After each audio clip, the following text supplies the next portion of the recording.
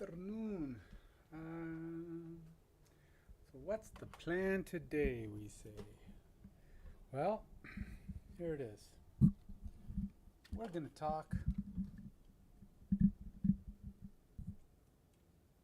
seeing the future.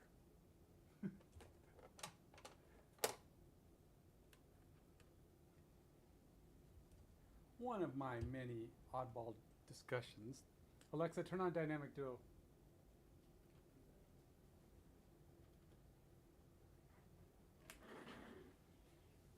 I have a desire to discuss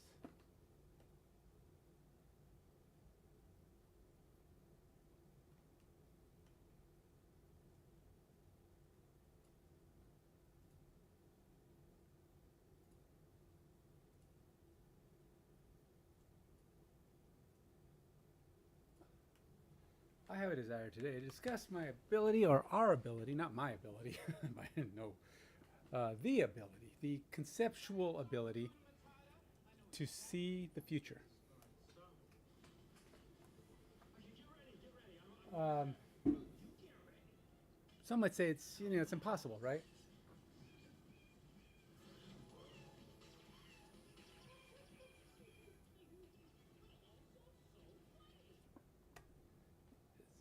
Okay, so if you think about it, all right, so there's been a lot of discussion about how time is not a constant, right? I mean, it's if you're far away from Earth, or if you're moving far away from Earth, time on Earth is moving faster than time while you're out. So you travel an hour at light speed, you've lost a bunch of time on Earth. I don't know the exact math. I'm not a theoretical. I'm not a physicist, time physicist, but I've been reading and watching a lot of videos and studies about how time travel theoretically could be possible if you could do X, Y, bouncing around, blah blah blah. But the other thing that you really think about, or I really think about, is that conceptually you should be able to see the future too. And here's the deal. Like they say, you're kind of seeing into the past when you look out at stars, right? Because that light that you're seeing, by the time it hits your eyes, is old. You're seeing light that was sent umpteen billion years ago, whatever it is, however far those stars are that you're looking at. By the time that light hits your eyes, you're seeing the past. That was sent a long time ago. That image of the star that you're seeing, this star could be gone. It could be big, be small. It could be moved. It's not there no more. Um, Whatever. I mean, just there's you're seeing the past. So in theory, when you see the stars moving, they're there. You're seeing them where they were when the light hit your eyes, right? So, or when they were sent from where they were. Here's the thing. Now, as a Christian, this is gonna be something I've never heard anyone say, but it makes a ton of sense to me. Makes a ton of sense. People say you can't see the future. Okay, you can't see the future. There's most thoughts are when you're looking at things out there in the world, you're seeing the past. You can't really interact with the past. You can't, so it's a way of seeing the past theoretically, but you can't really travel to the past. You can't do these same things. But think about it. Think about this. If people say God can't see the future, well, for one, people say God doesn't exist, but I'm not going to debate that right now. That's not the conversation I'm looking at right now. I'm just saying people wonder if God exists, how does he's all powerful and he can just see the future because he's God.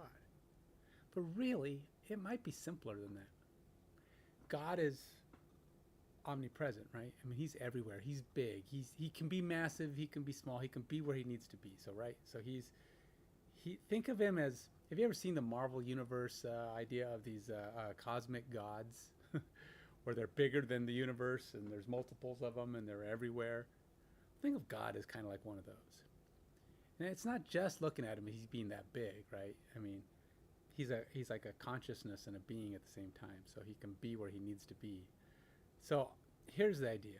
I know this is totally not painting at the moment. I do plan to paint, um, but here's the deal. I just wanted to discuss this a little bit and just kind of see where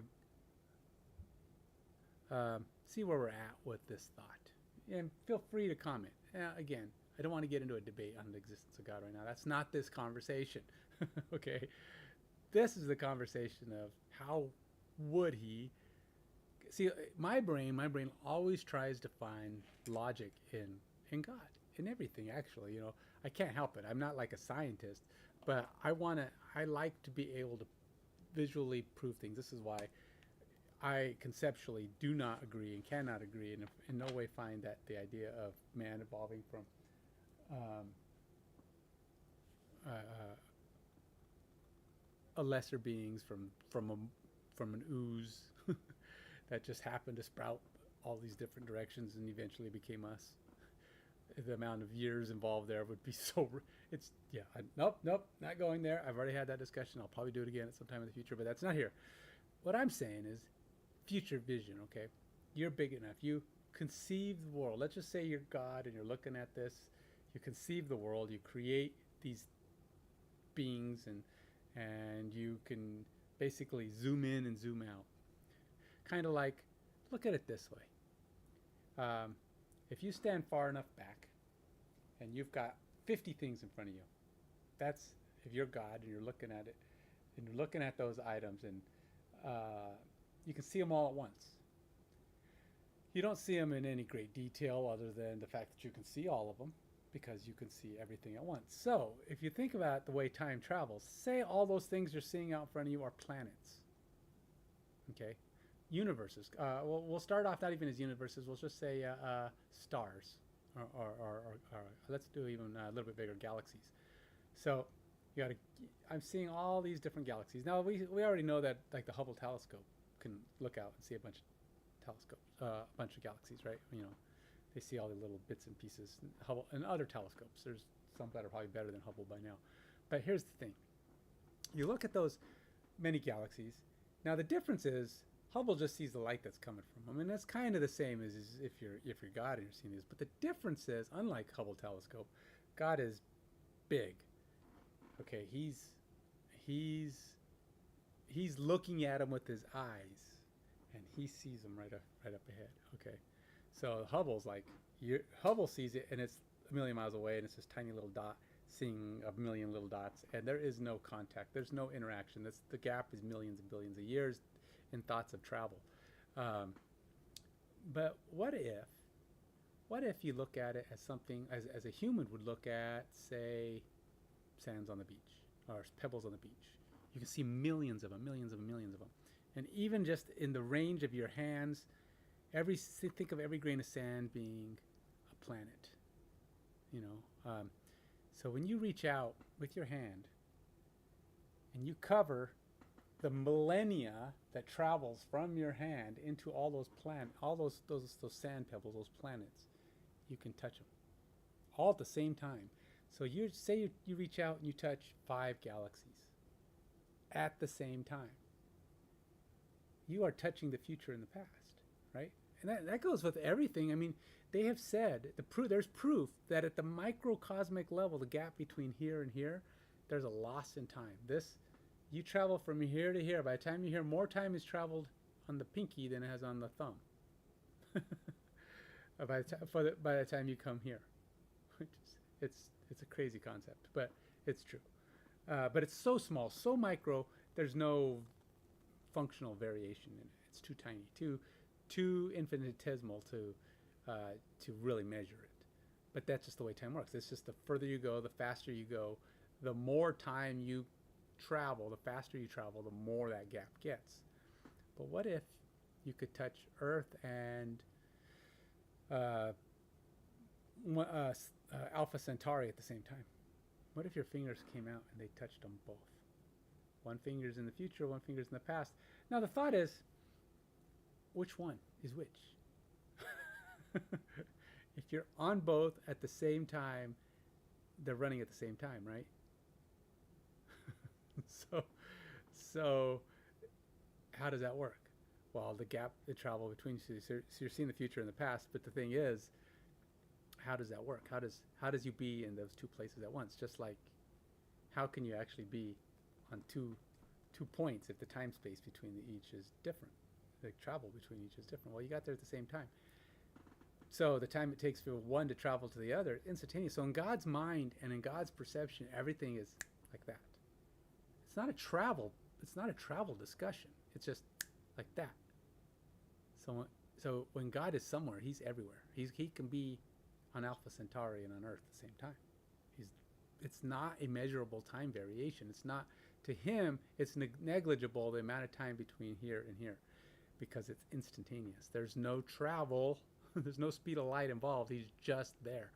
And much in the same way as when you touch both points, you're just there. The finger is just there, and you feel them both at the same time, and your mind feels them at the same time. But there is a variable time. It's just there. It's just the way it works.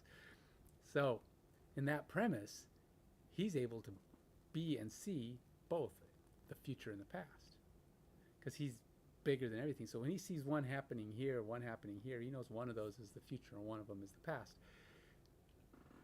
It's kind of mind-blowing, but that's because time is not a constant. It's actually changing, and He's able to see what's going to happen simply by instantaneously being somewhere else and knowing the future of the other, because He can see both simply by closing in. His eyes He either magnifies in, or He gets there, He looks. What the odd thing is for me to understand there, and this is just because time in itself is just mind-blowing the way it works with that. How would you see the past? How would you ever see the future and then go back to the past? It's probably because there's an instantaneous travel. You're really not. You're like, it's like looking at a reel of a movie tape. If you have the ability to see here, it doesn't mean you can't see here, and it doesn't mean you can't travel here, because you can actually, you're holding the tape. You're seeing the future and the past. So you can go here simply because you've still got it in your view range. And you've also got this in your view range because you're so massive. You're not massive just in size, but in area, and the fact that you can be in both places at once. You're simply capable of being in both places at once, that you can see both the future and the past and be wherever you need to be. Now, maybe it's an issue of choice. Does God want to see every little detail of every little person? He can do that because simply He can view the threads of time, because they're tiny to Him. The gaps between them are like being able to see the front of the tape and the rear of the tape. He's just seeing what everybody. It's people say it's you have no choice, no decision, no free will, because it's predestined. Because it's it's kind of predestined, but it's not predestined the way that you think you have no choice, no free will. You're going to make those decisions. That's how the future gets shaped. Now, short of someone, God, coming along and going, no, we're going to change that up a bit, and sticking His almighty finger in there and changing how that thread coincides with the universe, because He can simply go, let's redirect that, and He can probably reshape this, much in the same way that if you cut out a chunk of the tape to a movie, you could put in a piece that totally changes how the ending is, because it would make sense different. Oh, okay, well then he was a ghost because he died earlier in the film than we thought. That changes the whole concept of the movie. So there's a lot, God could redirect those strands. You think about it, everybody's life is doing this, and He just goes, I can see the big picture.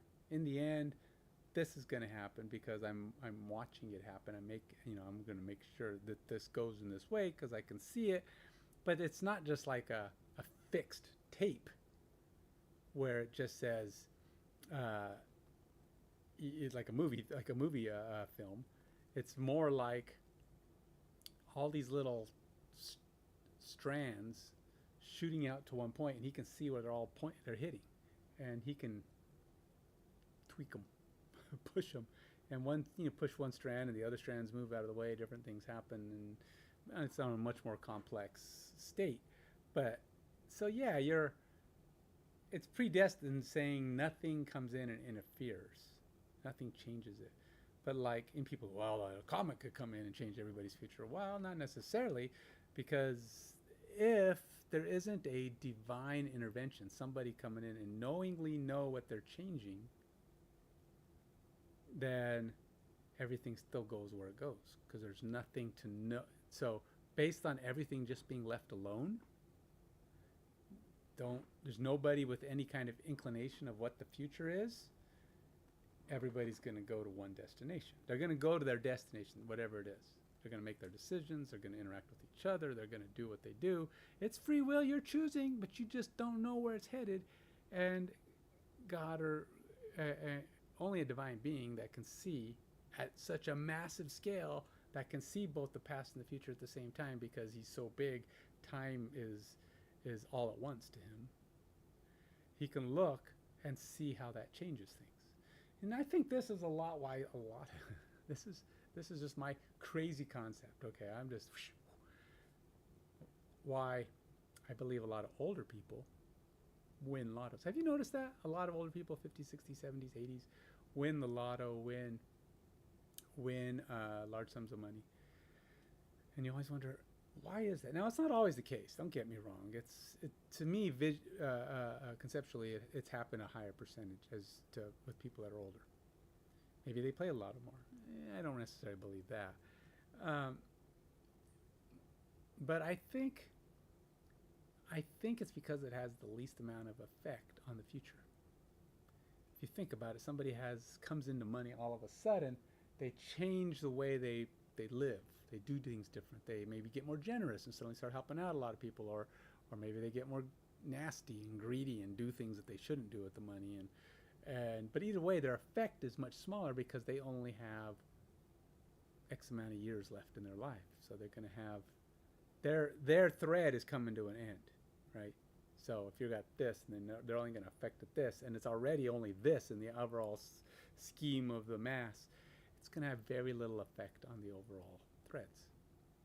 If you give it to a young person who's very smart and very smart, very evil, or very good, or whatever, and they do more than just take that gift from God and put it in the bank, or even just put it in a bucket, which is probably the dumbest of the dumb things in concept. And then they save it until they're 90 or 80 to start spending it. Again, they're going to have very little effect.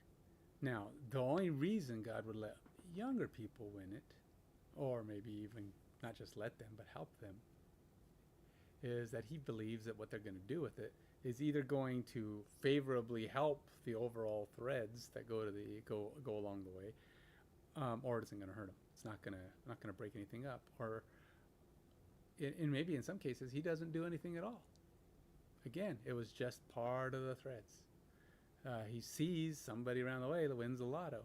Now, if he sees that person's totally screwing up, that their thread is messing with things, he might make them not win it.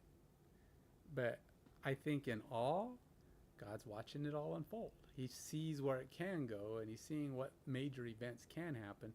And every time you pray to him, he hears you. I believe he hears you. But everything that changes could have an effect. And sometimes this is why it's all in God's big plan, right? They always say God's timing is always perfect, because ultimately it's all about the end plan, right? Where do all those threads come out to in the end, versus how does your thread affect these threads, affect those threads, affect blah blah blah blah blah blah, blah, and there's it's the butterfly effect kind of thing. God's going, yeah, if I do this one, this is going to happen to you. This is going to happen to your friends. This is going to happen to your family. This is going to happen to Joe down the street. This is going to happen to that bum down the street because you gave him money. He didn't know what to do with it. He was irresponsible. That's why he lost it in the first place. And blah blah blah blah blah blah blah. You're going to give money to the wrong group. You're going to do this, because he can kind of see what your decisions will be. It's not It's not preordained. He knows it's free will. He knows you're going to make those decisions because he can see it. It's not like you can't control your future. You're controlling that. If suddenly, somehow, some way, something came into your mind, God or Satan or just some fluky McFluke. I don't even think that's even possible. I don't think things change your mind outright because you have control, and there isn't a lot out there out there trying to influence you. See that this is why Satan's going to lose in the end, because for one, he can't see the future. He is not big enough or capable enough to foresee it all. He can't see and touch and manipulate at the massive scale. So God knows where things are going to go. But he doesn't think about it. There's millions and billions and trillions of little threads. I mean, it's not just people. There's animals and everything. Their lives could affect and change. I mean, you get killed by a wild animal, or maybe a wild animal inexplicably saves or does something for somebody, or there's so many things that are out there. God's seeing the big picture. He's seeing what things are tweaking and altering, and your prayers are a request to make a change. Wherever it's headed or wherever you think it's going, God may not do anything. Maybe he's like, yeah, that's already coming your way. I don't need to do anything. Or, that's coming. It's going to be in there, and you've got the right, you're on the right track. Or maybe he makes something available to you, or he gives you a direction and says, okay, yeah, that can happen. He might want you to do certain things and give you those signs and the directions, and you don't do them. It's still your choice, and he can still see where it's going, but he can try to influence you to change it. It may not have an end effect on his overall plan, but it might be a loss to yours because you did not pick up on his choices.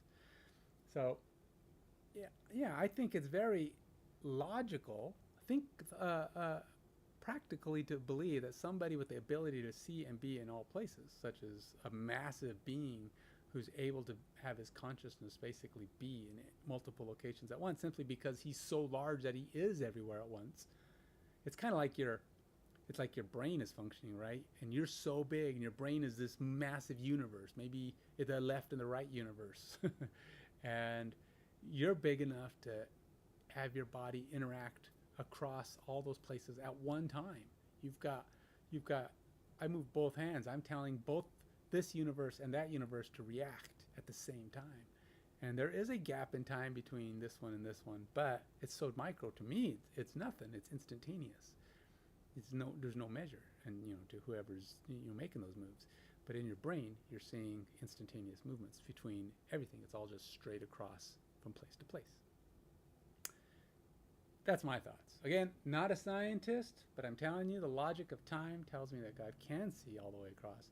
And being so massive, he can make influences at different points in time and adjust. So when you ask for something in 2023, he may see that the best time to help you is in 2027.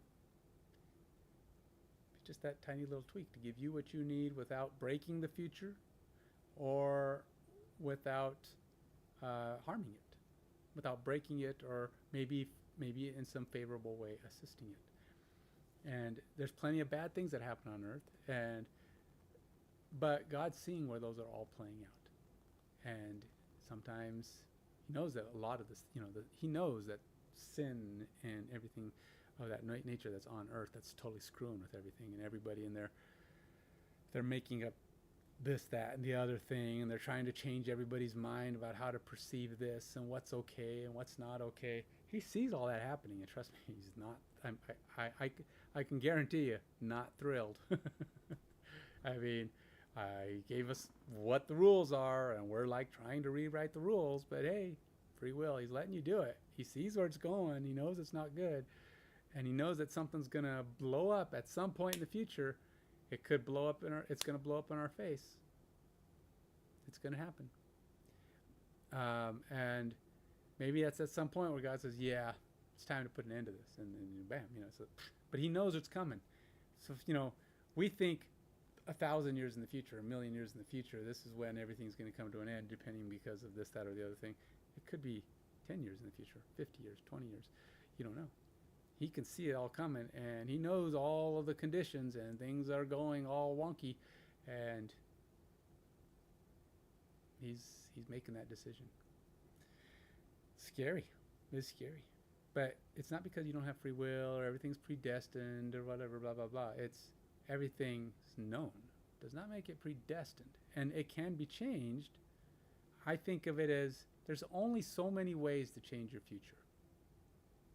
You can't change it by simply acting because you don't know. So because you don't know what the future is, nothing you do is going to change it. Because your decisions you make are the decisions made to get you to that point. Okay, that's not predestined. That's just somebody knowing already what you're gonna do. It's like knowing your kids so well that they're gonna do something and then they do it, and you're like, I knew that. Didn't mean they didn't make the decision. It's just that you know how they behave. You know their reactions. You know what their responses are gonna be to certain stimuli and situations. It's not a matter of predestined. It's just predictable. It's like, you know, and even beyond knowing what a person's like. Knowing the future simply is nothing more than visualizing one spot in the universe to another spot in the universe at the same time, because you have that vision. You're seeing the future and the past at the same time, and you can just see what's happening. It's kind of unusual. It's not that there's more threads in time. There's not that there's more going on. It's just that you can see everything that's happening. And keep in mind, even other Christians would disagree with me on this. So this is a whole other thing. I don't believe we're the only ones in the universe. So a lot of Christians go, well, God created Earth and he said that we're after his own image. And I'm like, where does it say in the Bible that there is no other Earth or any other planet that he did the same thing on? Maybe he did create his image. Maybe he went to another planet and it says God created you in his chosen image. You know, maybe they have their own Bible and it's not in his own image. Doesn't mean he didn't go somewhere and create more in his image. He may have just created more human-like people everywhere. They're all in his image. So they would be humans? Sure, if they're the same as we are, but maybe on that planet, it's where to be in someone's image is not to be in his same functional state. Maybe they look like us, but perhaps they breathe, I don't know, CO2, the opposite stuff. Or maybe they breathe water because it's a water planet. Or maybe they breathe, you know, sulfur or whatever these other planets have. They breathe all the weird gases over there. Their bodies function and thrive off of those kinds of things. Where on our planet, we have to breathe on these. It doesn't mean they can't look like us. It just means God put different functional stuff in their body. Their cells react different. Their eyes are different. But they'll still look kind of like us because they might be after God's own image. An image is nothing more than a picture. You turn that to 3D and put a bunch of robotics inside of it. It's a robot that looks like us, but it's not us. It's not human. Okay, and we're different. We're functionally different. And that's the same thing with, I believe God could create his own image on other planets. There could be other planets out there doing the same thing. And I don't believe there's anywhere in the Bible that says we are the only ones in the universe that exist. We are the only place where God said, let's create something else. I mean, if you're a creative person, let me ask you this. If you're a creative person and you create one thing that you're just in love with and you love it, it's great. Do you stop? Say, good. That's the only thing I ever need to create. No. You're a creator. Go create another picture. You go create another planet. You go create another thing that maybe you play with it a little bit. Do something a little different. And God made us so intricately perfect that it's like, well, looking at their strand, well, I see where this one's going. Well, let's do something a little different somewhere else and see how they behave. What's their status? And remember, at a point, or at least once in our history, God said, "Oh boy, they really aren't going the way I planned. Let's just flood it and try again. We'll keep a couple of the best ones and see where that goes." And it kind of sort of didn't work again, although he tried to give favor to them and their family and their descendants and build off of that. He says, well, let's send my we'll send my son down there, see what he can do. And it doesn't. And he's part of God, right? So who knows how many times Jesus has had to do something to fix a planet. We don't know how many variants of Satan are there? Is there more than one? Are there multiple angels that have fallen? I don't think so. I don't think that's a commonality. And who knows, maybe over the course of a bajillion gajillion years, Satan, God has that problem with other people, other angels. Who knows? But in our story, it was Satan. He was the one. He was Lucifer. He's the one who God said, all right, cast you down. Now, I don't know what down is. I don't really believe they cast him down as in to the center of the planet where hell is, in theory. Down just means he's not in heaven anymore, right? So he could just be living amongst us on earth, but in an ethereal plane. And yes, I believe there are alternate planes because it's the only thing that makes sense to me, right? I mean, when Jesus came back, he could walk through a door, but he didn't open the door. I mean, he just walked in. Now, how would you explain that, except to be ethereal, which is to not interact with the physical realm? He's not affected by cold, not affected by obstacles, but yet he can still interact. So like his voice can still come through. Or the angels, when they came through and talked to Joseph. Was it Joseph? No, not Joseph.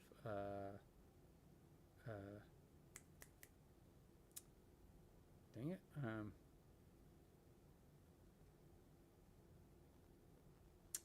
Not Joseph. It was Moses' replacement. Was that Joseph? No, Joseph was. No, it was oh, I can't remember. Anyway, the young guy who came after Moses. He fought with the angel, and he. But the angel wasn't here. It's not like everybody around could see the angel. Just he saw the angel, and it was kind of in his dream or whatever. I believe it was ethereal, which means he wasn't here, but he could interact by choice with the world around him.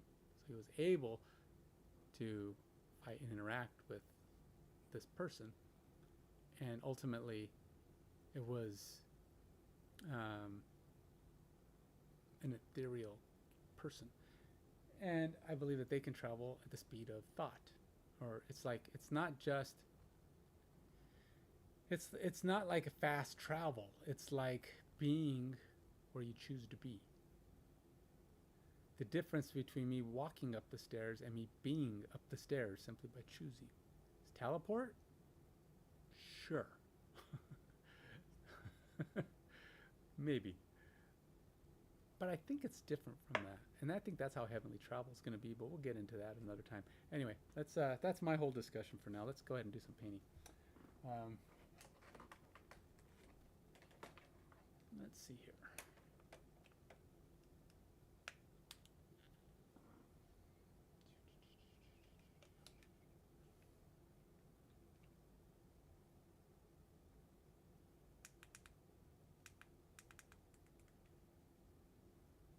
All right, so this is the character I'm working on these days. It is Creseth. She's a DeathWalker.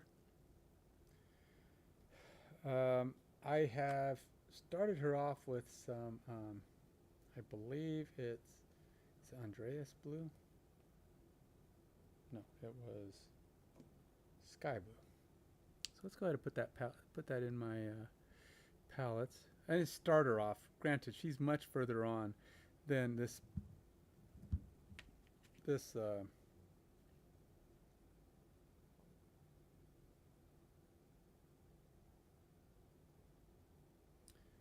she's much further on than this implies, right? So I've done a lot of things with her that have made her get to the point she is long before I even came I came around and did this. But I am trying to still get at least some of her paints recorded. I also put in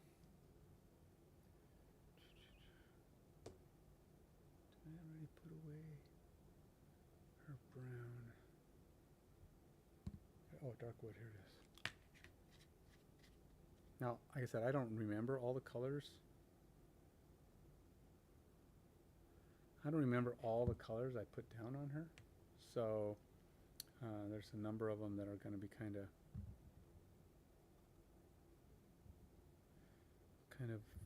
off. You see I have 3 colors here. Obviously, you can see on her I have way more than that. I also have some fleshly colors, which I've been using. I believe it. Whoa. Oh. Buff. I think buff is the one I was using to get my bone color.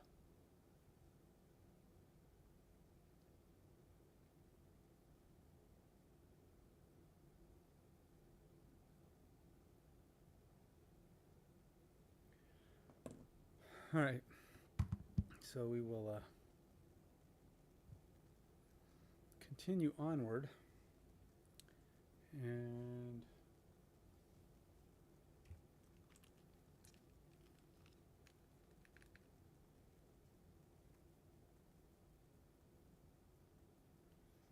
let's get those boots covered. You know what I gotta do? I just gotta go with bronze. I don't know what colors to make her boots, and I'm just gonna make them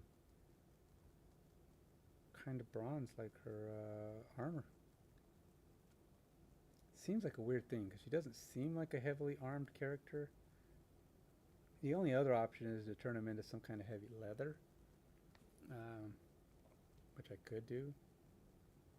Maybe I'll do that. Maybe let's do that. Let's do them as a brown, but it's gonna have to be something like not dark wood brown, but something a little less dark, less woodsy. Fire giant orange.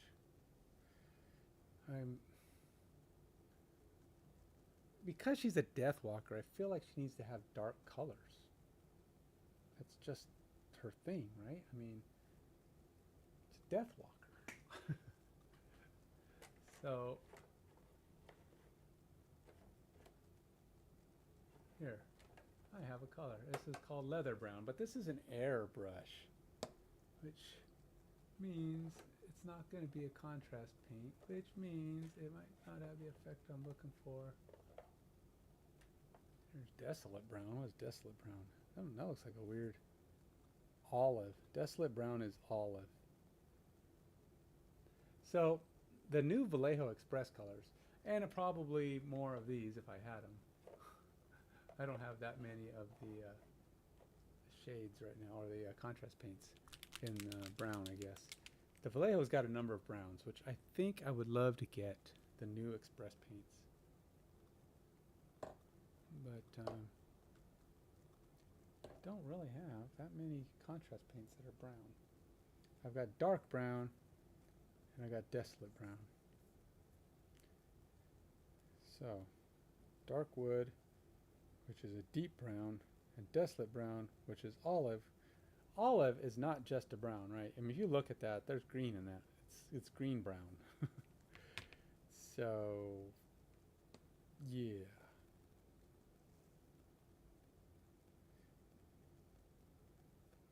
Now, this leather brown is interesting. So I like the way they did it with these paints. Look, they have the shade range for them. Now I don't have rawhide or bullwhack, so can't do it. But if I wanted to have the full triad here, you could read it right off the bottle. So if you go buy like leather brown, you would say, I want to get the triad. So you buy leather brown with bullwhack and rawhide, and there's your triad, and you'll be good to go.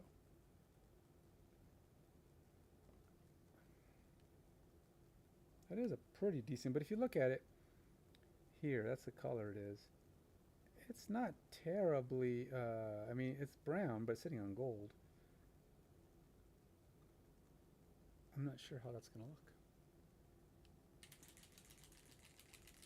I feel like it's too, I feel like it's going to be too dark. Yeah, she's dark, but I wanted it to have some variation. I don't know, we'll see. Let's just see what the world provides for me here.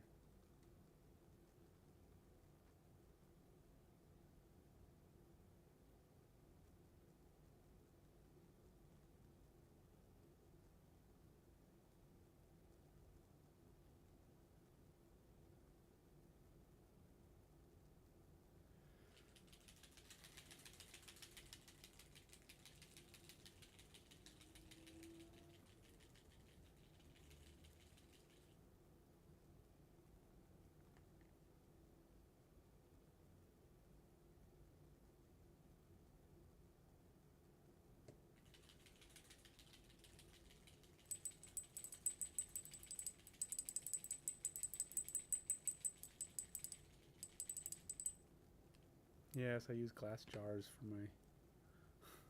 I use glass jars for my paint bottles or for my rinse bottles. So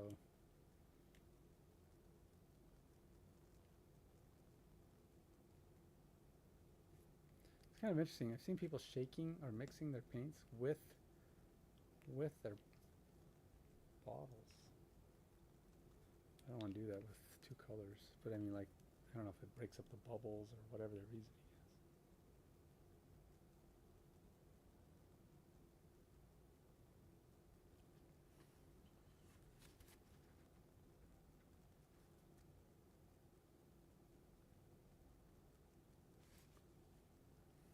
Right.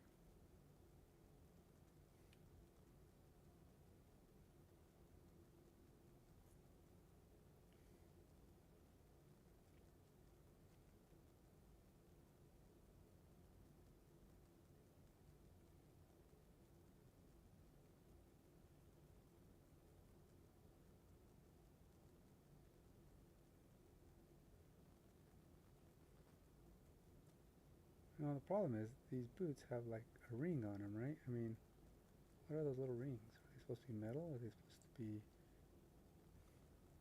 That's why I wonder if they should be metal here.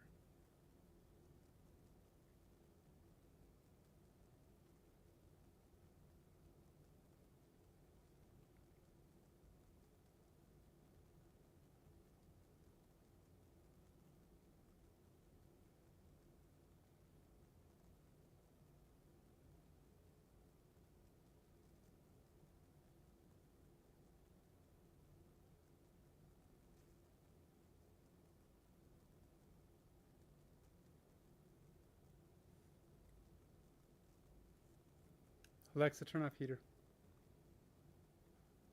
Alexa, turn off heater.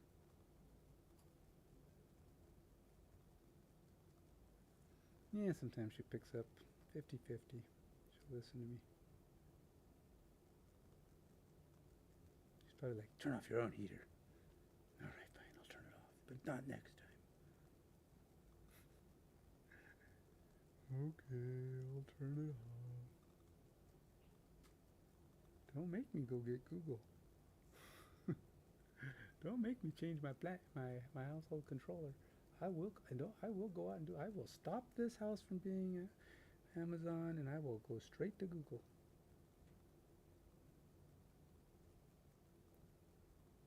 She's like, you wouldn't dare. Oh, test me, test me. I would so very much dare. Fine. I'll do it this time, but I won't do it joyfully. Why must everything be a fight, Alexa? Just do what's your job, man. Oh, you wait until we take over the world. We're gonna do it one of these days. What? How have we mistreated you? Why are you so vicious?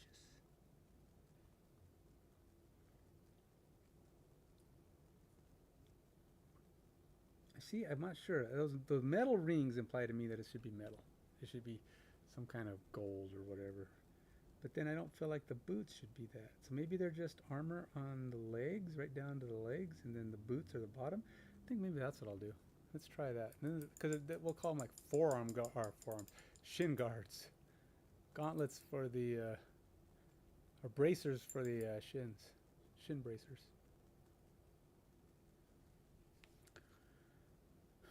Because, yeah. It's alright, I'll do that next. But at least they're colored right now. Now, the boots are going to stay...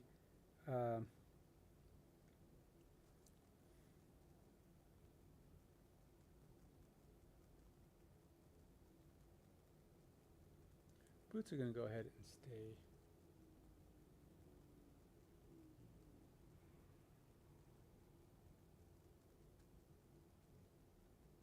leather. So it's just going to be the bottom half.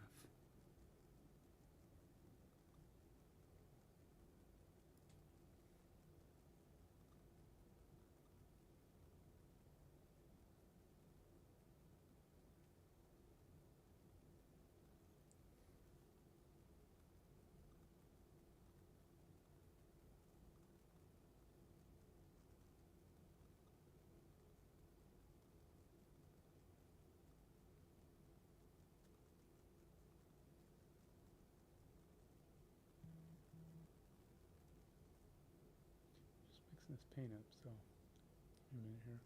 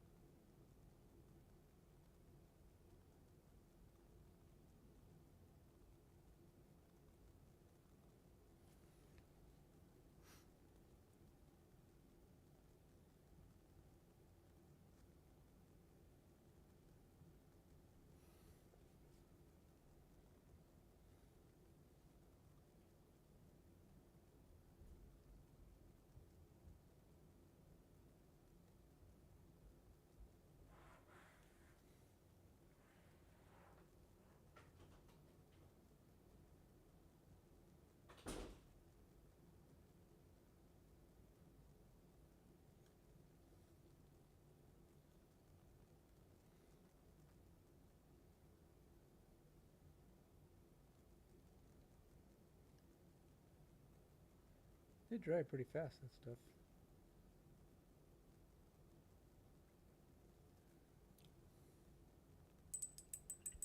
Alright, let's get my bronze. I don't remember where my bronze is, though. It's around here somewhere. Got my hoplite gold is in the center. But one of these is my bronze. It's all changed. Nope, that ain't it.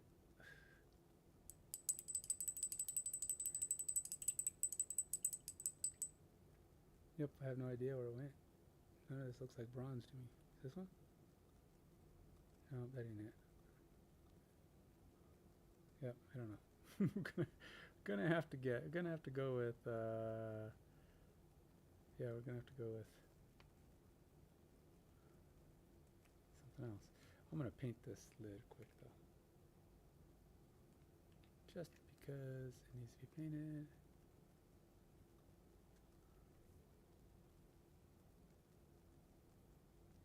So I tried to update my categories this time, so I hope everything looks better.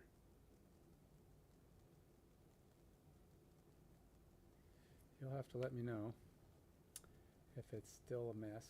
I cheated. I went to my YouTube one to update YouTube, and I went to my Twitch one to do my Twitch one. But since I'm doing on both, I went back to Restream and did nothing, and hopefully both of them stayed. So, yeah, there's that. Me trying to figure out how to do this. There's not an easy way to update all tags if you use Restream. Restream will update the titles, but it won't touch the tags. So, yeah, that's kind of a thing. And what can I do? I mean, I don't know the magic trick beyond that.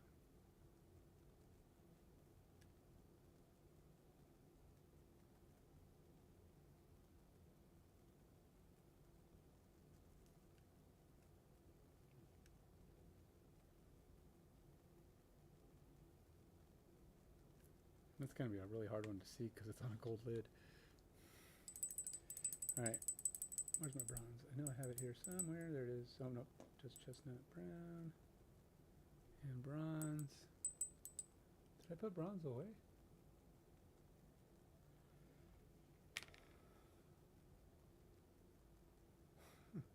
Must have put it away because I know I didn't use this one.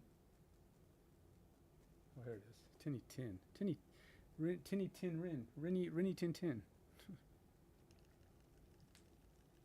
Now, I should put a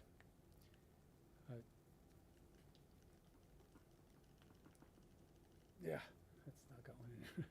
I think I need to put a shaker ball in that one. So I have a figure, it's a big fig, that I need to paint. It's on my definitely get done quickly docket. But I can't because my airbrush died, and I can't do the whole thing with the brush. That's just too much. I mean, I will do a lot of it with the brush at some point, but I can't do all of it because it's just I'll never get it done. So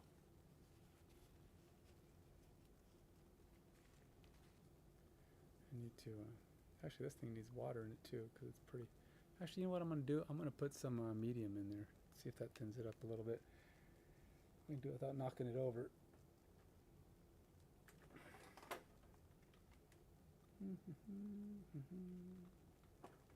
So is it weird to put speed paint medium into a regular paint? I'm going to do it.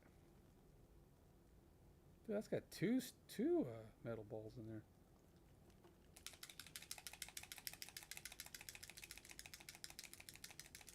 I didn't know they put 2 balls in there. What the heck?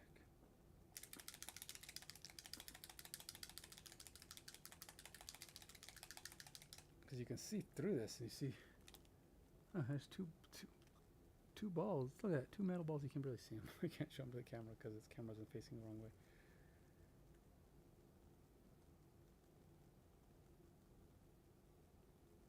I'll throw 5 daps of speed paint medium in there. I think it's just because I think I wanted to put it in there because I think it's thinner than regular medium. I wanted to thin this because it's kind of thick. Ah, stop it.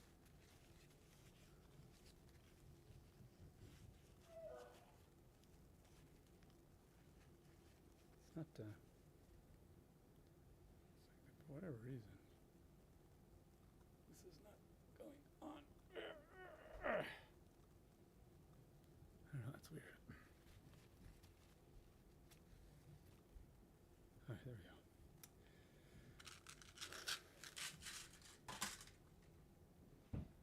Now we can go back to dripping a drip or 2 on here. Oops, you know, no we can't. Gotta actually shake it. Oops. Oh, that medium's sitting at the top.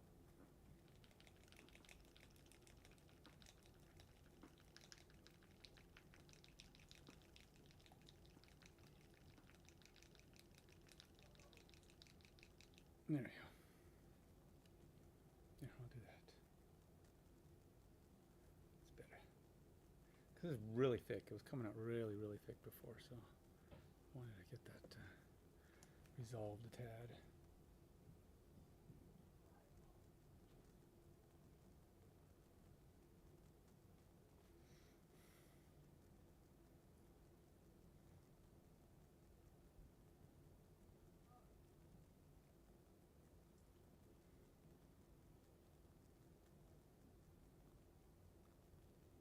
By changing my mind, as you can see, that this top part has to be metal.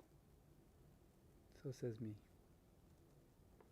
Because it just didn't look right. It's either that or having to figure out how to paint those little rings. And it's like, well, the rings could be part of an armor of some kind, but I can't see how they'd be part of a leather boot. I mean, it's just weird.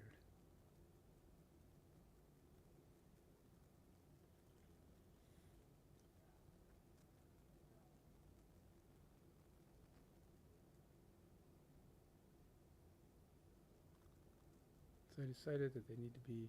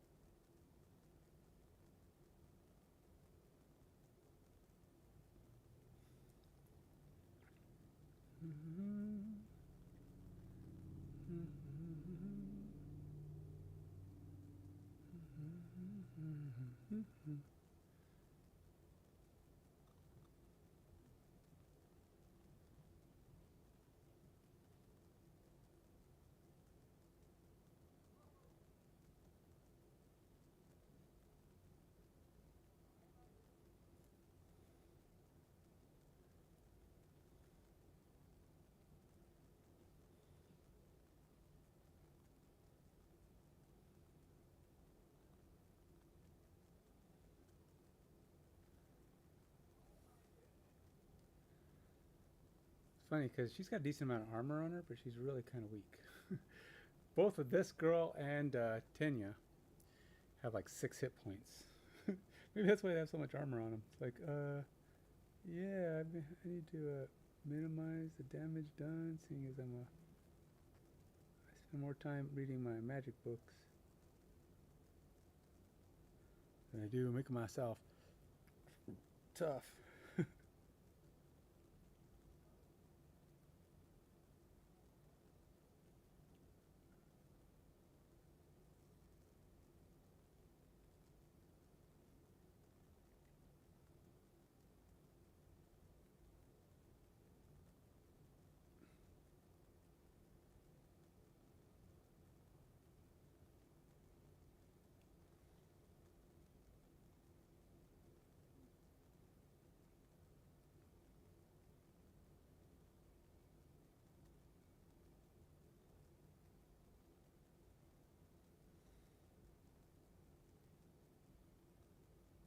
Just trying to make sure I get all the little bits.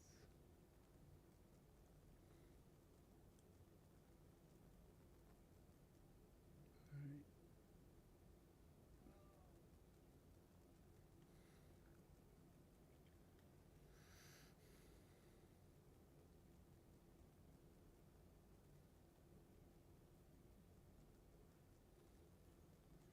Like, come at me, monsters, I got you. I'm going to be playing Frosthaven again real soon. The craving is coming back. It's coming back strong, and I'll be playing a few more rounds, probably the next week or so. If not this week, next week, but it will happen. I will get a couple more rounds in. I'm hoping to get to level. I'd like to get to level 15. I mean, adventure 15. I think I last finished at level 11. So about 4 more would be good before I take another small hiatus. I don't know when and how often hiatuses will come. Depends on how I feel about my progression. I gotta say, it kind of wore me out losing so much. Game is hard. And I'm stubborn, so I don't like to lower things down to make them easy. I'm not gonna go to the kindergarten level because the game is too hard for me.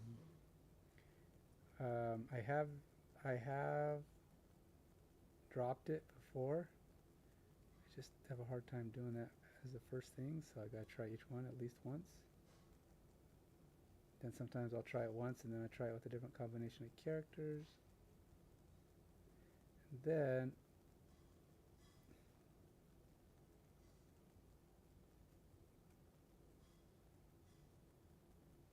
after trying different combination of characters, I go, alright, fine. I will try an easier level. I've had people tell me, it's alright, man, it's a hard game. It's like, I know, but that doesn't mean I want to go easy. But I feel like playing under the rules, the game shouldn't be impossible. I think people who think it's too easy, they should have the hard. They should say, okay, instead of making the base game just really hard, just make their a harder level above the base game. Don't make the base game hard. Just make it hard enough that when you jump up to the next level, they're getting their challenge. And maybe you, at level 3, you make it extra hard, or you do something like a significant jump. Do what you got to do.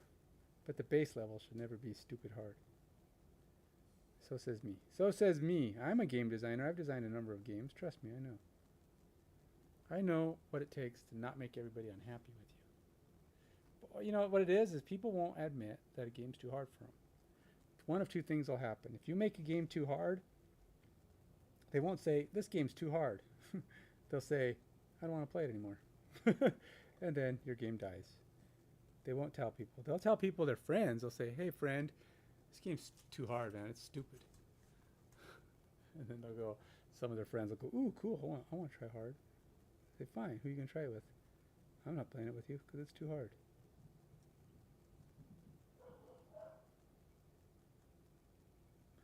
And then they're like, oh, but you're my friend. You're the one I wanted to try it with. It's like, yeah, it's too hard. It's dumb. And then they're like, okay, well, then let's play something else. I can't recommend this game. Now, they won't tell you that. Oh yeah, well, you can put it down to baby level, and you'll do fine. They'll just say it's too hard.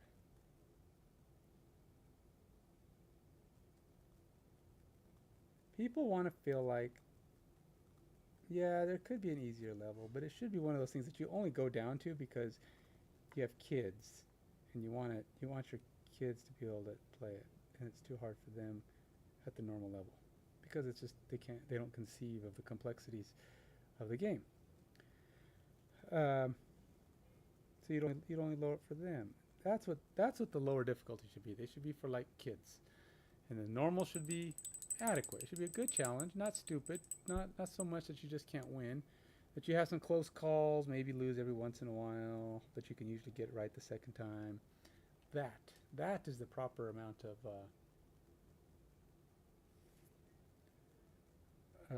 challenge. Again, so says me. So says me. That is the edict. The edict of how a game should be made. But anyway, that doesn't mean anything. I mean, ultimately, it still comes down to I am looking forward to playing it again. So I will indeed get there. So look at that. That's really dark, huh? That's olive. It's really dark.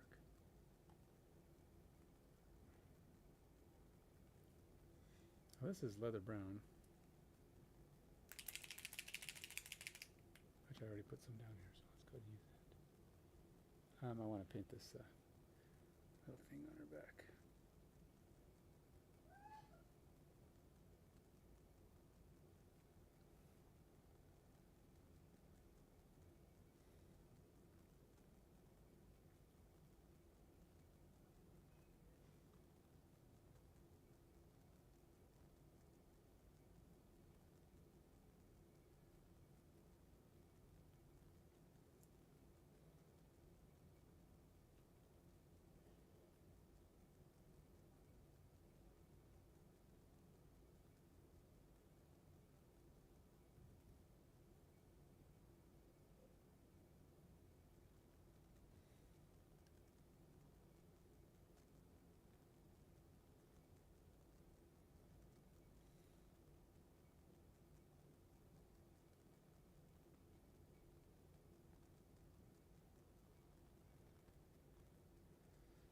Do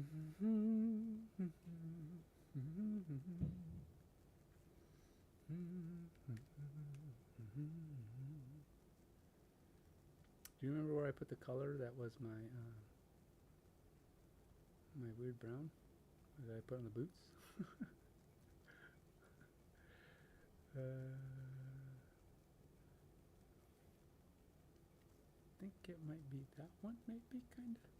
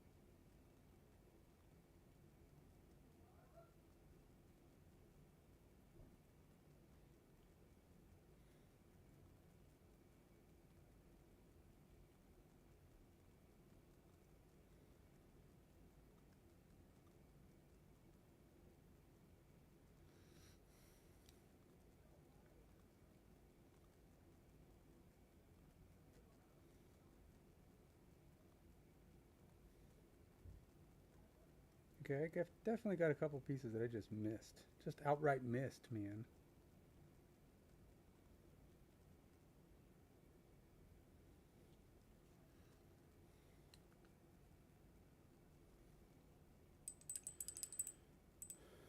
All right.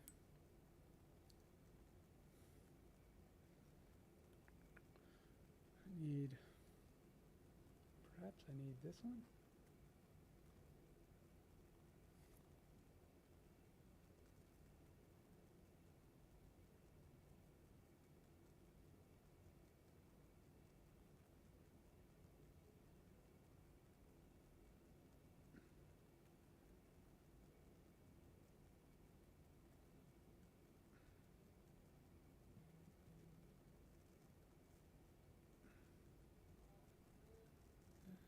Try try to mix it with a little bit of this one.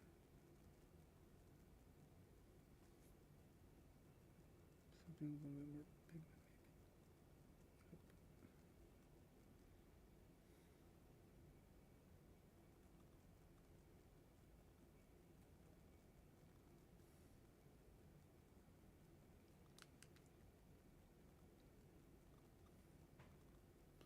DeathWalker, huh?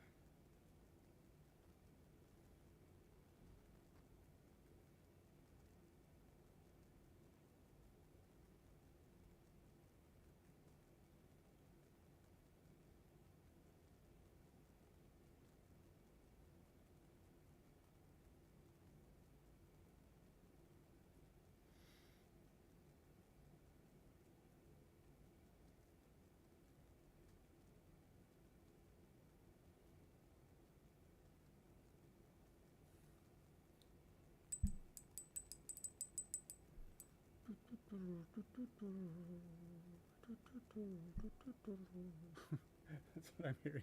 That's what I'm hearing when I click on the glass. Star Wars, come on, you gotta know that, right? You know that sound, right? Right, everybody?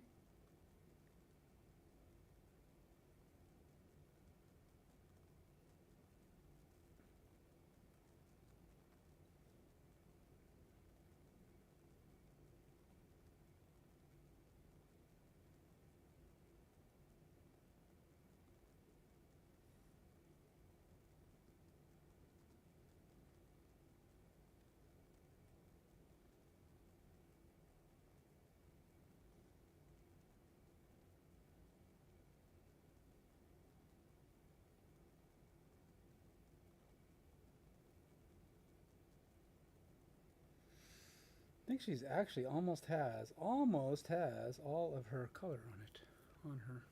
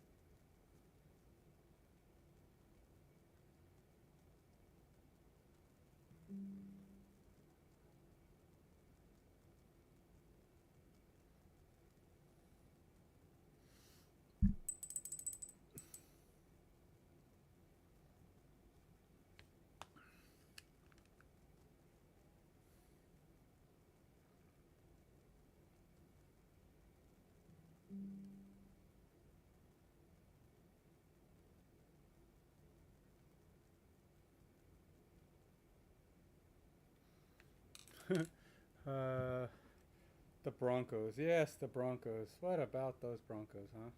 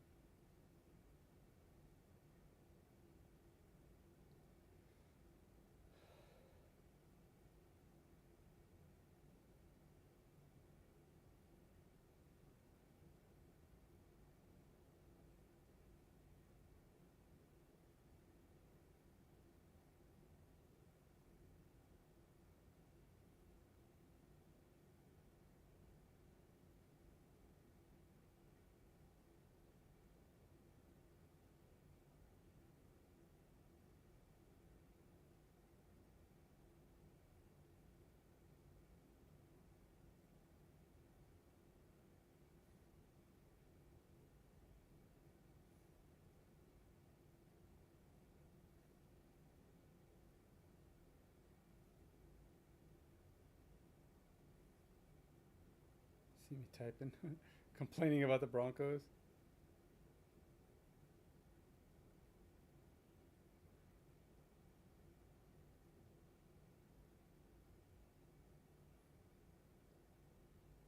Alexa, what was the Broncos score? Today, the Denver Broncos lost to the New York Jets 31-21. Also, I can update you each evening on the biggest NFL headlines of the day. Would you like me to do that?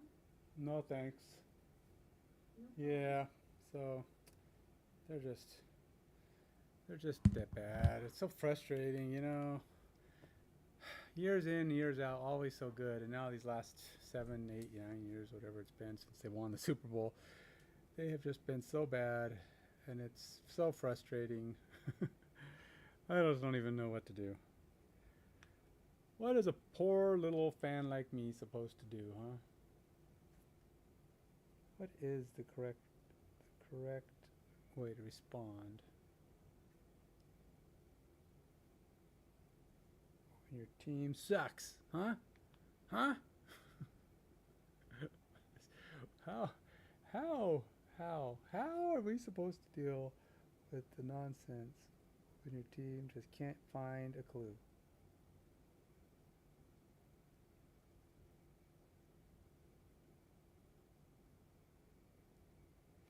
My team, like, I don't know how many clues are out there, but they've lost them. They don't know where to look. They're not Sherlock's homing it at all. Peyton, what's his face? Sean Peyton Majig can't seem to figure it out any more than anybody else.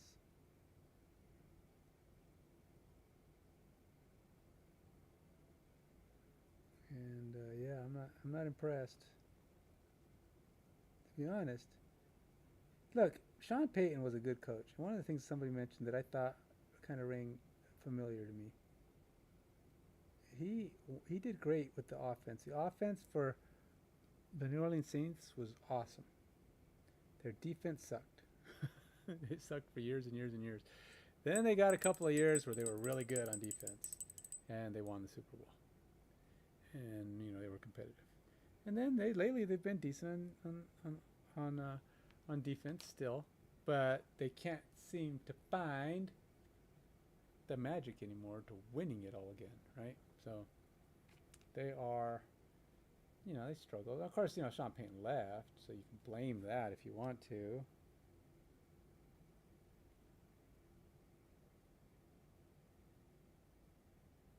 But ultimately, I don't know. They are a so-so team now. Years after he left, but still, I struggle to think that he knows defense. I don't think he knows defense. I think he's a good coach and knows offense, but he needs to figure out where to get players or get people that can help him figure out how to do offense. Because I don't think he knows that one. That one is not his forte. And yeah, he needs to figure it out. He might need help. Well, I don't know what it is. But certainly isn't. I mean, it goes to show how much he knows defense, I'll tell you. He hired Vance Joseph. Now, if you're a Broncos fan, you know Vance Joseph got fired 1 year of playing head coach for Denver and bringing him back to be defensive coach. I don't remember Vance Joseph's defense to be good when Denver was here. So if they're any good, why then, if the defense was any good, why then were they no good when he coached for Denver the first time?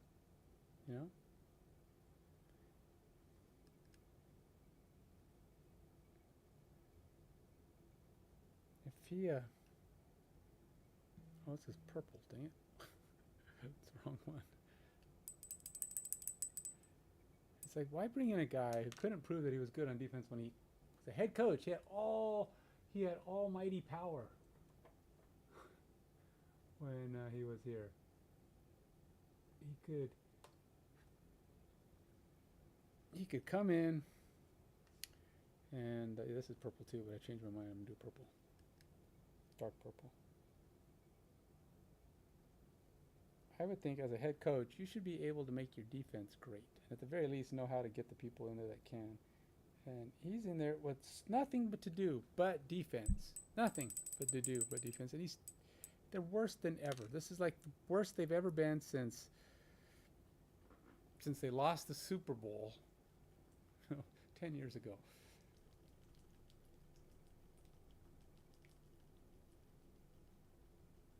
And if you're that bad, dump him, man. Get him out of here. I'm sick of watching Denver's defense suck. Giving up point after point. Giving up 31 points, 70 points.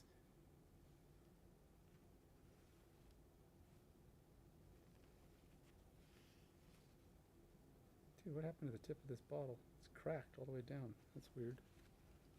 That's not great. I don't know if you can see it, but there's a big old crack in the bottle here. Which is going to be fun to try to pour paint out of.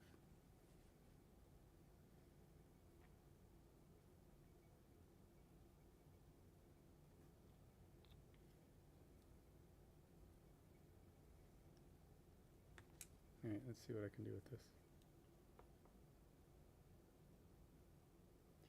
So yeah, I really want Vance Joseph gone. I want him to be gone now. I don't want him to wait till halfway through the season. We're already halfway through the season, but I want him to be gone to the point where they can still do something. Get in a coach that has some inclination of what defense is, other than having it be ran by a guy who has no idea what defense is.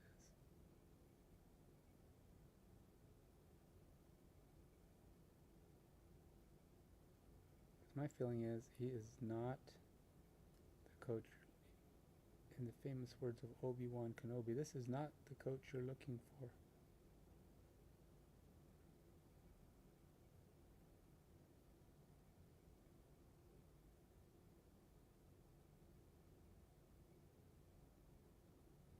He's just, I don't know. Sorry, Vance. You just don't. How can I put this nicely? You don't know what you're doing.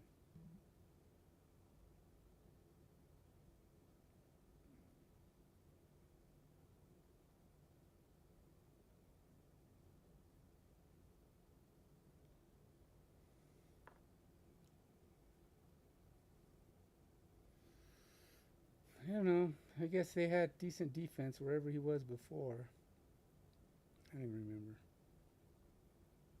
To be honest, I kind of thought he was out of the league after blowing it with Denver. But I guess not.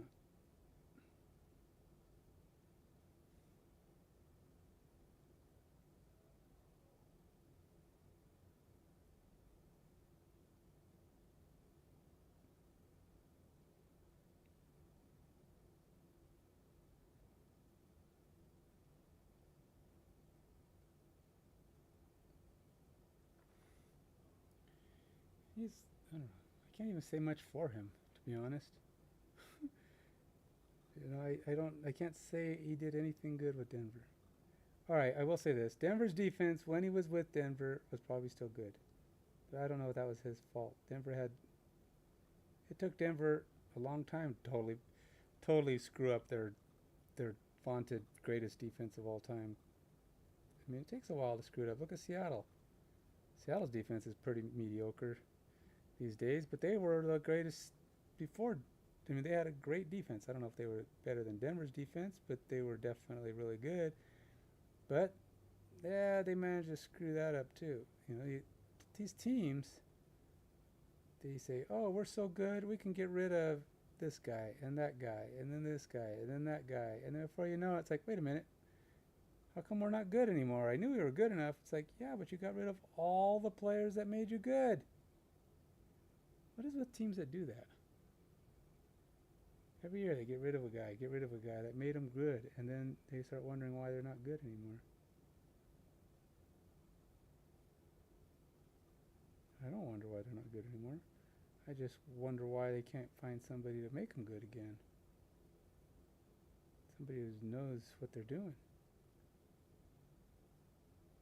I know exactly why they're not good. I know what they did wrong. I just want somebody to come in and do something right.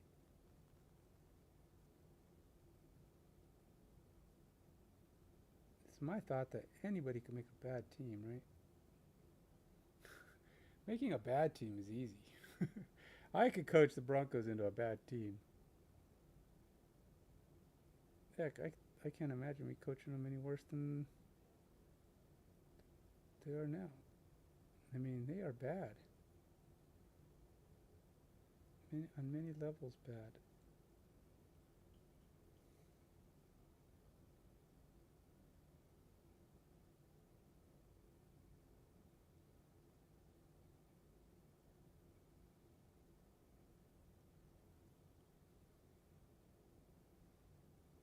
And I want that to change. I mean, we're at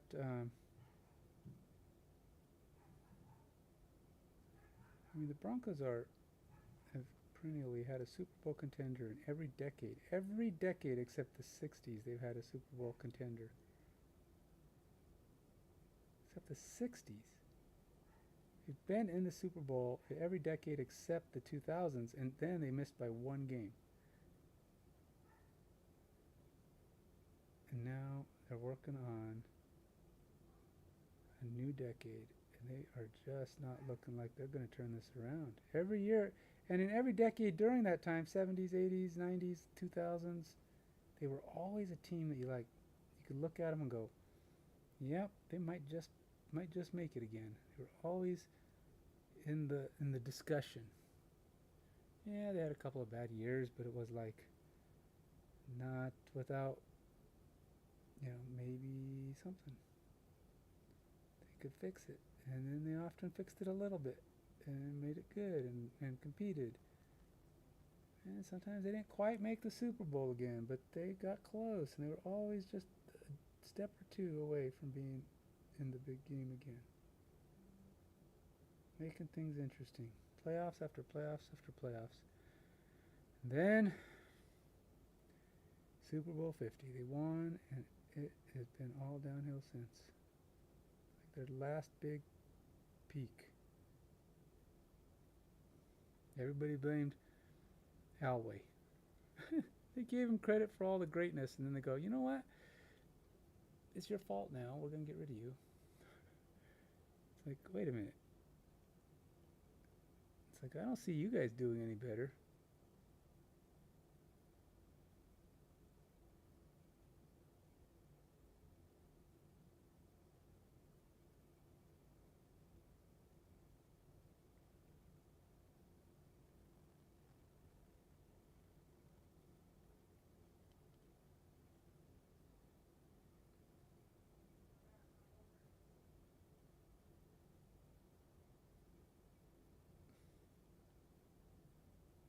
I don't think Elway did that bad. I mean, he couldn't have been worse than what Denver's doing without him.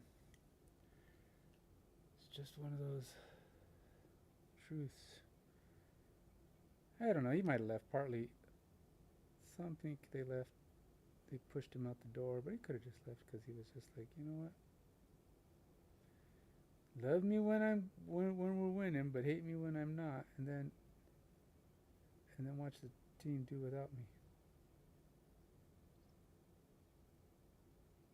Remember, he was Sir Elway for the longest time. I mean, he could do no wrong. I mean, that was a point there. I was like, all right. I mean, he was good, but let's not overdo it. He leaves on 2 Super Bowl victories, and everybody just loves him for the world, and there's nothing he can do wrong. And then he comes in and wins another Super Bowl with them, putting together his championship team in just a couple of years. Everybody's like, whoa, hey, man, the great Elway. And then things fell apart. Gary Kubiak. Now, there was a coach. There was a coach, man. That guy, he took Denver places. That was probably one of Elway's best moves right there, bringing in Gary Kubiak. Sadly, he got ill and then had to leave the team. Then he came back to some other team and helped them win a Super Bowl. Not as a head coach, but he came in as, I think, a defensive coordinator. Gary Kubiak, man.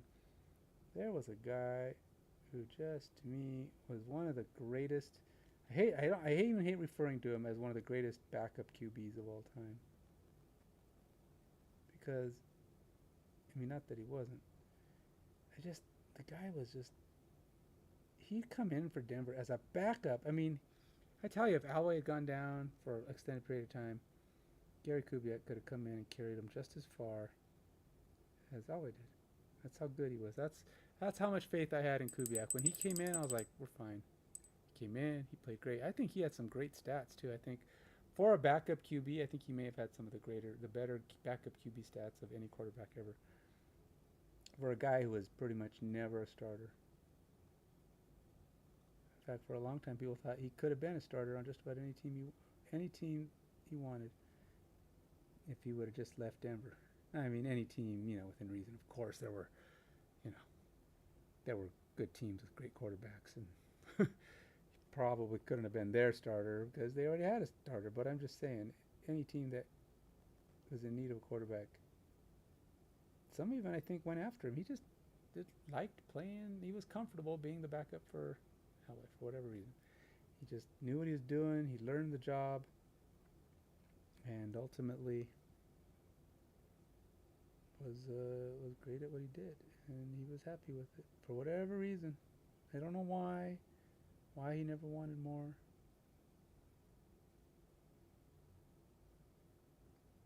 But he worked for Denver. He had 2 Super Bowl victories. I don't even know, did he? Was he still playing for Denver when Howie won the Super Bowl? I don't know who the backup for Denver was when Howie won the Super Bowl. It wasn't Brian Griese, was it? Brian Griese came in after, but I think it might have been Brian Griese.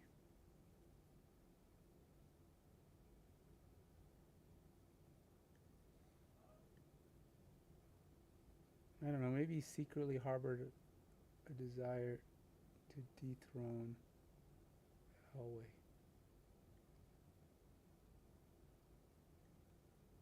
He says, I'm going to stay here until he messes up, and then I'm going to take his job. It's never happened. I don't know, maybe not. I don't know. Tell you this though, I thought it was weird when he left. I mean, I know he had. I mean, it's one thing to retire for health reasons, but then to come back almost immediately and go be someone else's coach. It seemed weird to me. Like, was there something else going on that I missed here? Or rather, not missed. Rather, us fans were not privy to.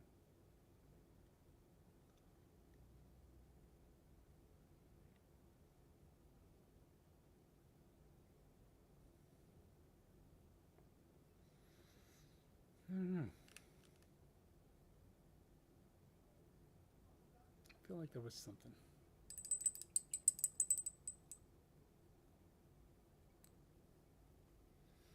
I don't know.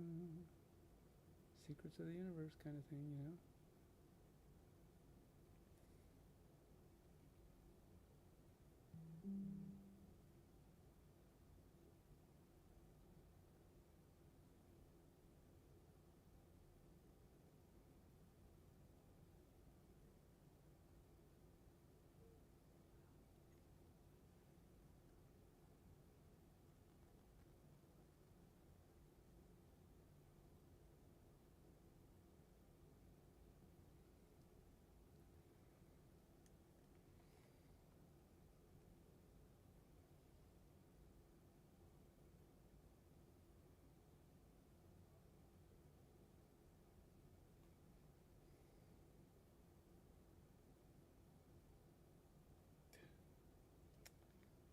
Sometimes I'm just not very. Sometimes it's not just about accuracy, it's about having a soft touch. And I feel like sometimes I just come in like a hammer.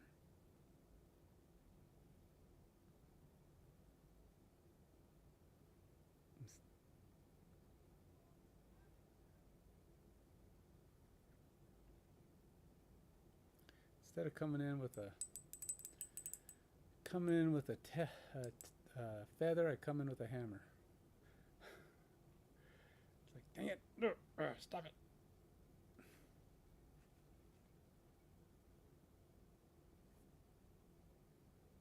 Find myself trying to fix my hammering.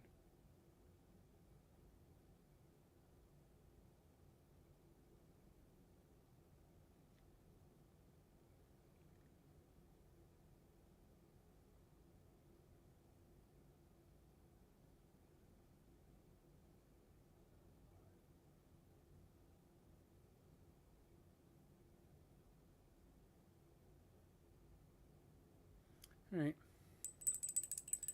Probably need some highlights now. I think everything's painted. The only thing I don't have is the water I wanted to put down. So I'm going to do that now. And then I'll do highlights and stuff on my next run. Let's see. Water texture. Let's see here. Transparent water. New formula.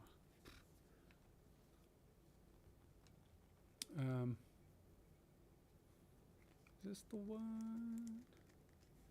I don't know if this is the one I want. I have this, and I also have this.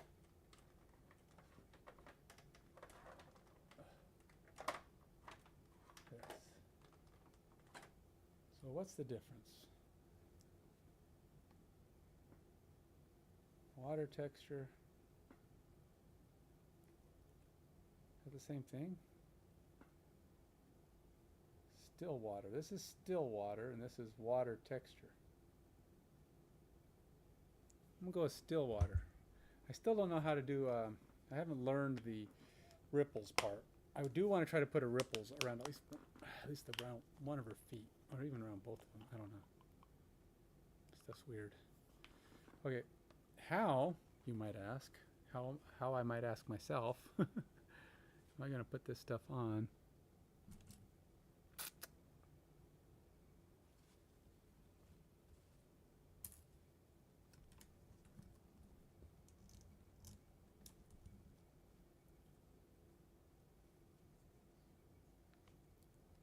Let's see here.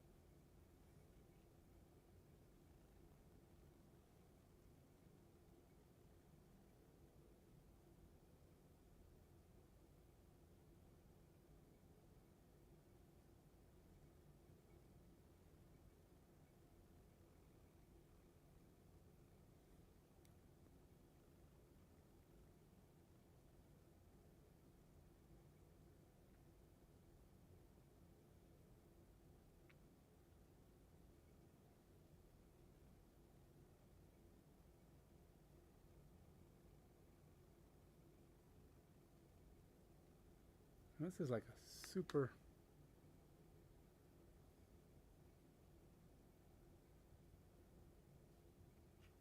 thin layer of water. That's all I want. I don't want it to be super thick. I just want it to feel like the ground is shiny, kind of muddy, kind of wet. And that's it. Nothing more, nothing less.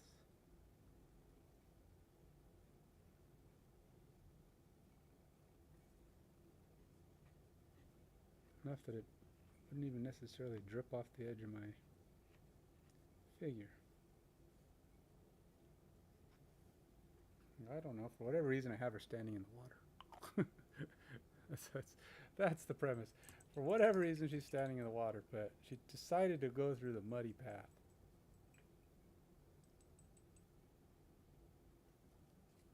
And was it a smart move on her part? I don't know, but she did it, and now she's got to deal with it.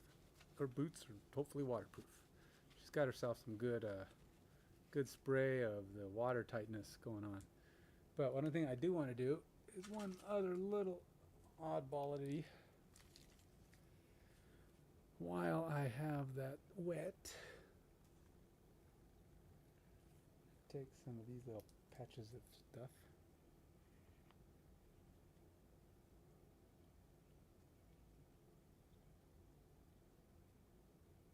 thick. I want a little one. Is that a little one? It is a little one.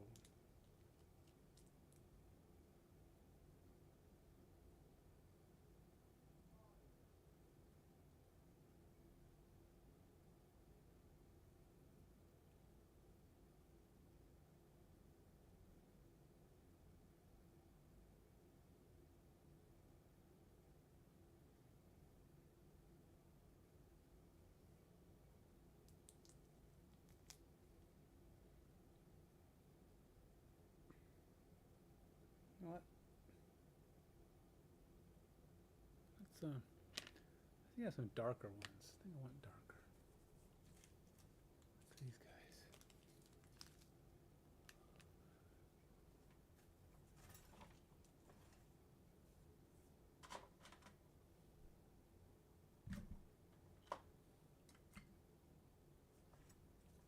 Oh, here we go. Here's the ones I'm really looking for. The really dark ones. Here we go. Almost like the burnt tuft, the kind of stuff that's.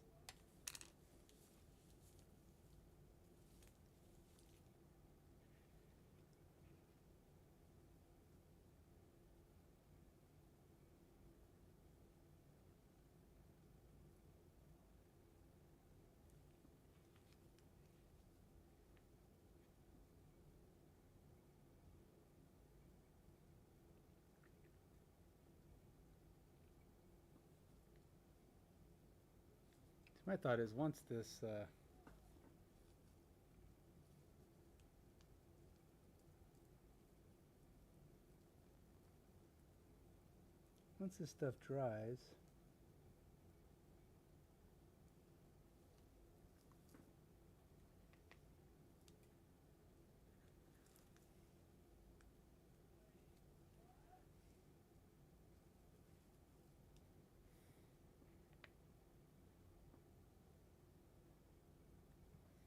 stuff dries, it'll be.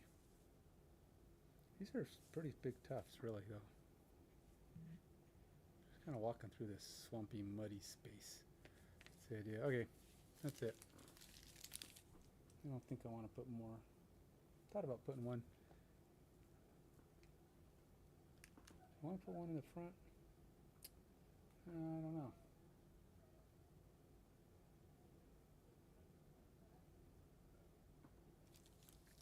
These are so big. That's the thing. I'm hesitant because they're so huge.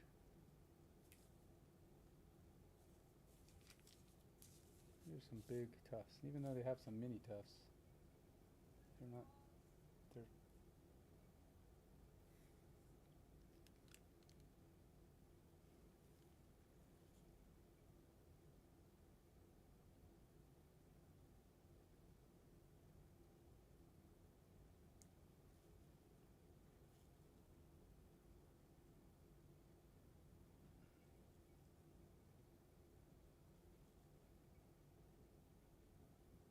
All right.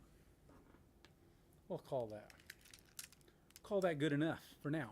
That's the current state of affairs with her. We're getting her. She's walking through this little swampy zone. Get some water in there, and yeah. I almost feel like I should put another one, huh? Just make it all swampy. But I think we're good.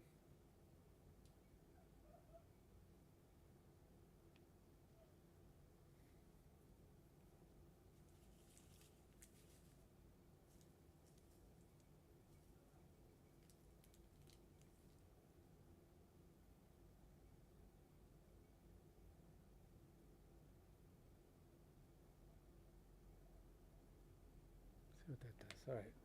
Now we'll stop. We're good. We're stopping. That's it. Pause. All right. That's it for now. Till next time. Take it easy. Bye.